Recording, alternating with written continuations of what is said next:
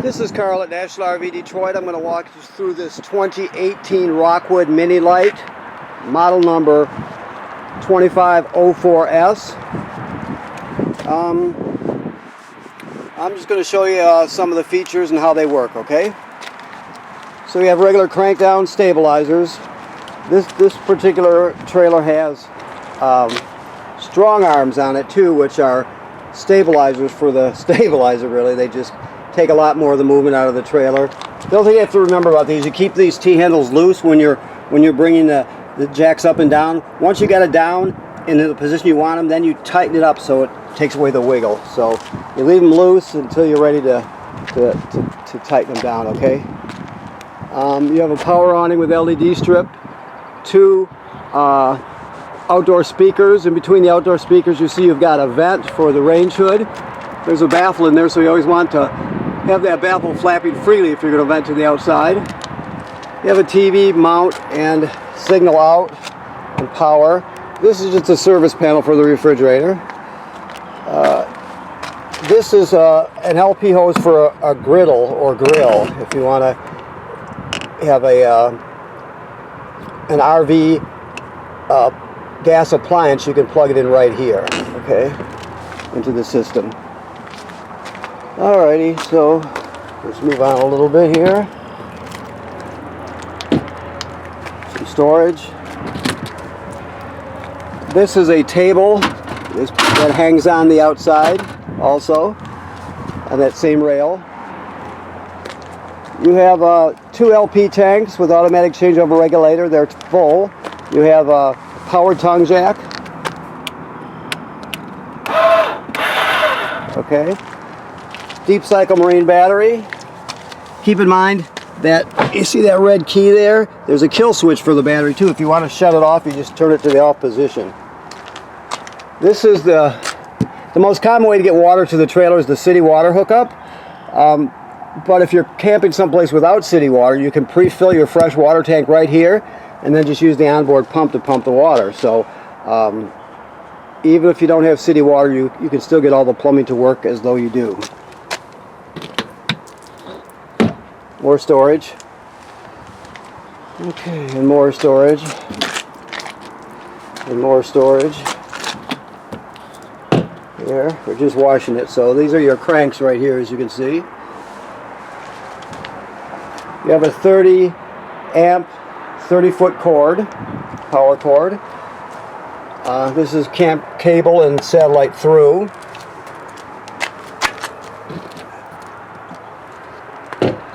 You have a dump hose that comes with it. This is a reducer to reduce your 30 amp down to a 20 if you want to plug it in at home. Of course, you have your dump valves here. If you're going to use the black tank flush, let me make sure it has one before I say that. Yes, if you could use the black tank flush, always make sure the valve is open before you turn the water on. You're going to screw the hose at the dump station onto here. Like it says, make sure the valve's open. Then turn the water on. It'll spray the inside of your tank out, clean off the sensors, that sort of thing. Okay? And then your city water connection, of course, which is the most common way to get water to the trailer. We also have an antifreeze port to draw the antifreeze into the system. This is your water heater. Remember, it's empty right now. You can see the drain plug is out. It's empty, plus it's bypass, so it's in winter mode. So make sure you fill the tank before you run it. That's important. You have a switch here for the electric heating element. That's behind here. Okay. So keep in mind that that's there. You also have switches inside for the gas burner also. Okay. Alrighty. So let's move on. You have that's for your dump hose there. It's pre-wired for a Furrion backup camera kit, as you can see. Also, we're looking up, the manufacturer says every 90 days you should inspect your roof, so make sure you take care of that. Just because you can't see what's happening unless somebody takes a look, obviously. Your shower. Okay. All right, let's go inside and see what we've got here.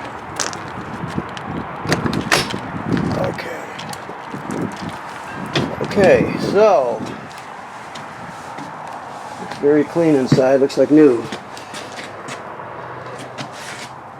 see what we have here. Okay, so here's your control panel right here. Just so you know, this is a Wi-Fi Ranger. It's a public Wi-Fi signal booster. It consists of this, the box plus the antenna on the roof. If you look here on the sticker, it's got 3 lines. The top one is Sky 3 1282. That's your Wi-Fi Ranger. So when you're looking at your public, or I'm sorry, on your family's phones and tablets, you'll see that under the Wi-Fi section. You make up a password for that so it logs on automatically, right? Then you look at the bottom line, it says control panel. It's an IP address. So someone in a browser goes to the IP address, puts in this temporary password that's in the middle, and you can log on, and you'll see everything the Wi-Fi Ranger sees, and you pick out the Wi-Fi you want, and then log on to it. So the main thing is it gets a really good signal. So when you get to a new campground, while searching for Wi-Fi, your devices will log on to the Wi-Fi Ranger automatically, right? Then you go onto an IP, you go to the IP address in a browser, and then you log the Wi-Fi Ranger on. Okay, hopefully that made sense to you. Lights, of course. Slide out, in and out, power awning in and out. Never leave the power awning out unattended if you're not going to be at the campground. Roll it in. Water pump is here. The water pump's used to pump water out of the fresh water tank if you don't have city water. It's also used to winterize the trailer. Your water heater on gas is right here. Or I'm sorry, electric is right here. Remember I told you there's another switch outside in the lower left-hand corner for electric. So you want to turn both those to on. And then of course to light your gas burner there. Never run the water heater without water in it. Right now it's empty, so you always want to fill it before you run it. And then you have tank heaters on this, so each tank has a heating pad, so it extends your camping season. And then of course your levels right here. Okay, very simple, works like they all do. Microwave works like any other microwave. Your range hood, remember I told you and that outside vent there's a baffle. You want to free up the baffle if you're going to run the fan. That way it'll vent to the outside. You have a light here. Your range works like all RV ranges do. You have a sparker here.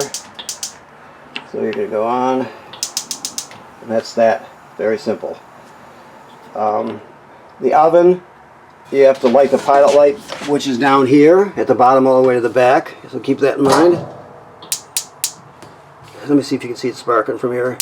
Yeah, so you can see it sparking. So you can take the knob for the oven and go to pilot. Then you depress it. You keep it depressed. Then you're going to spark it over here till you see it light down here. Once it lights down there, you still hold it for another 10, 15, 20 seconds, long enough to heat up the thermocouple. And then you're going to go to operating temperature. And it cycles as nothing does. But when you shut it off, the flame will go out, obviously, but so does the pilot light. So you have to relight the pilot light each time you use the oven. Looks like this one's never ever been used. We see that all the time. I can't tell you what percentage, but it's better than 50-50 anyway. Okay. Let's see. This is your power converter right here. This converts AC to DC power. So when you're plugged in, you have circuit breakers, 110 AC circuit breakers here like you'd see at home. They're all labeled, right? Then the power is converted to 12 volt DC on this side. You got 12 volt fuses, and they're all labeled. It's also a battery tender, so as long as you're plugged into shore power, it's going to keep your battery charged also. All right. Your refrigerator is a gas absorption refrigerator. Okay. On and off here. Your different modes here. You're going to use auto almost all the time. That would be, let me turn on here. And then auto. Auto basically means auto electricity. So it'll automatically seek out electricity. If it can't find it, it'll automatically switch to light on gas. So if you have a power failure at the campground, either when you're out exploring or in the middle of the night, it'll sense that and it would automatically switch over to gas for you so it don't spoil your food. So auto is pretty much the way you want to go when you're camping. Okay.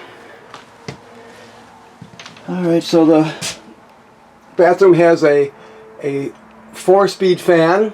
Okay, it has a typical RV toilet in that you need to put a dose of chemical in there, and then step on the flush pedal long enough, hold it down long enough to put at least a gallon of water in there. You could put more than a gallon, but not less. So if you don't do that, it's considered using it dry, and basically it'll smell super bad, plus it'll get clogged up. So you always want at least a gallon of water in there and chemical when you start using it, okay? Shower works like any other shower. It's got a skylight. Sink is like any other sink. Okay. You have bunks and a ladder. And this is your thermostat here. Your thermostat is it's analog, so you're basically going to keep it on the fan on auto. Then you just pick. Right now it's off. One click to the right is heat. One click to the left of off is fan, which is just the air conditioner running without the compressor. The 2 clicks is air conditioning. So it's very simple. We have a sound bar and a TV here and a stereo. So this stereo plays discs right here. It also has a USB drive so you can put all your MP3s on a stick and take them with you, for example. It has Bluetooth, so you can stream wirelessly from your phone to your tablet. 3 speaker zones, 3 is outside. AM, FM radio, so it does pretty much everything you need to do. You have your remotes right here. The TV has a swing out bracket, so make sure it locks into place. So make sure you lock it into place when you're traveling. It's got like just a latch on it. You'll see you push it hard and you'll feel it snap into place. Okay. Your dinette turns into a bed by folding up the table and setting it on these cleats here. Also, you should really travel with this in the down position too, so it doesn't bounce around and break anything. To bring it down, you just click to the right with this, and then you collapse it at the hinges. It'll sit right on those cleats right there, okay? Very simple. This has a hide-a-bed, a Murphy bed, so you jackknife this flat. We'll show you when you pick up it. I'm not going to set it up now, but you'll pull here and you'll jackknife the couch flat, and then you unlatch the bed here at these 2 latches and bring it down over the jackknifed sofa. The great thing about it, obviously, is you reclaim your floor space during the day, so it's like having a much bigger trailer. So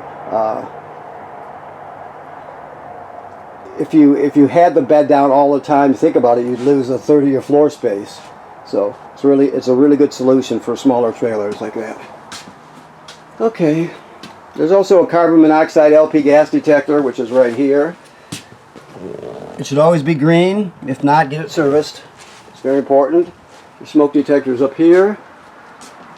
Okay. You have an antenna. The antenna just rotates on the roof. It doesn't go up and down. It's like a disc. You can rotate it. All right. And I think that pretty much covers it. Let me look around here. I think that's good. So, okay, so I want to thank you for purchasing your trailer here at National RV Detroit. Please remember to inspect your roof, once, twice a summer, whatever. Make sure there's no damage to it by, low branches damaging the roofing material or the roofing attachments. Make sure there's no leaks where the sealant is. Just take a quick look at it. Make sure everything's in good shape. Also, this is winterized right now, so the water heater is empty and bypassed. Water's been purged from the system and replaced with antifreeze, so it's set for the winter. Never run the water heater without water in it. That's important, okay? Thank you.